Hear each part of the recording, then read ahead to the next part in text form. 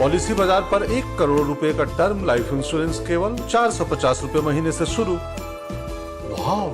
2022 was a year, or has been a year, full of ups and downs for the Indian economy and the markets, primarily because of the war in Ukraine that caused supply disruptions and inflation across the world.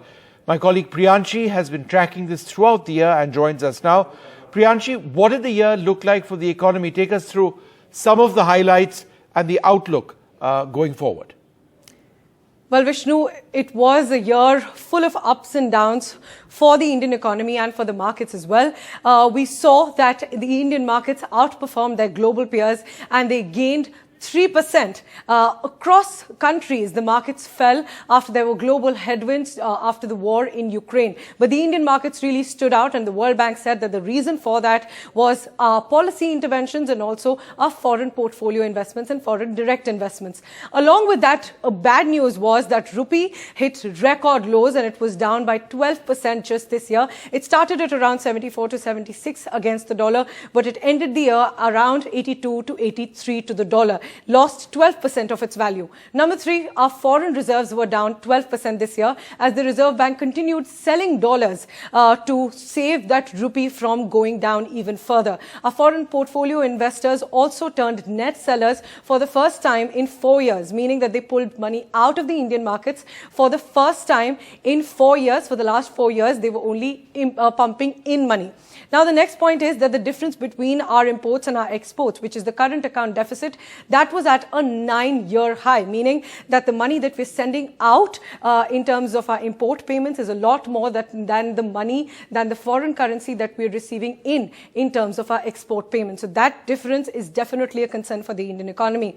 Along with that, inflation. This is a point that hurts all of us. Inflation stayed above the RBI's 6% threshold throughout the year, and the GDP growth rate also slowed in Q2 this year, and primarily because of the manufacturing sector. So that sector definitely still a pain point for the Indian economy. Now let's look at what can we look ahead to for the year 2023. We've addressed the concerns. Now let's look at the outlook for the year 2023. Well, the first question that's practically on everybody's mind is that, are there recession fears looming? Well, experts say that there might be a recession for at least the Western world, but the Indian economy might be immune to it, and there might not be a recession for the Indian economy. As we've seen the markets also outperforming global peers, India might also stand out and not undergo a recession. The other question about our pockets: can inflation finally fall below 6%? That is the RBI's threshold in the month of March. The Reserve Bank estimates that inflation will fall below 6% in the month of March because global crude oil prices have also now gotten back to the pre-war levels. But experts say that there's a call for the government to cut fuel prices in order to bring down inflation. Another factor is that will markets hit a new high, and will the rupee recovery continue? Rupee has been strengthening, but there's a question that could we see those levels of 74 to 76 to the dollar again, those pre-war levels? Experts say that that's unlikely. The recovery could continue, but only to about 82 to the dollar, but not to the levels we saw before the war.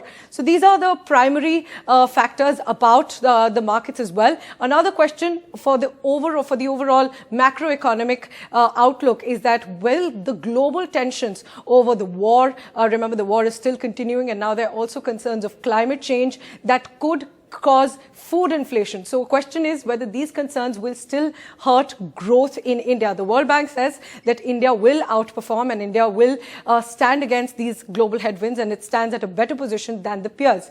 Now, the last question that we are highlighting here is that, when will the foreign portfolio investments and forex reserves be revived in the country? We've seen that there were both forex reserves and foreign portfolio investments both fell this year because of those global headwinds and the Ukraine war. So what remains to be seen is that whether they'll come back this year and whether our forex reserves could truly revive with the rupee recovering and with the global conditions seeming to get better for India at least. So these are the major points to look forward to 2023. So some positives as well, but many negatives to address as we look back at the year and as we look forward to the next year.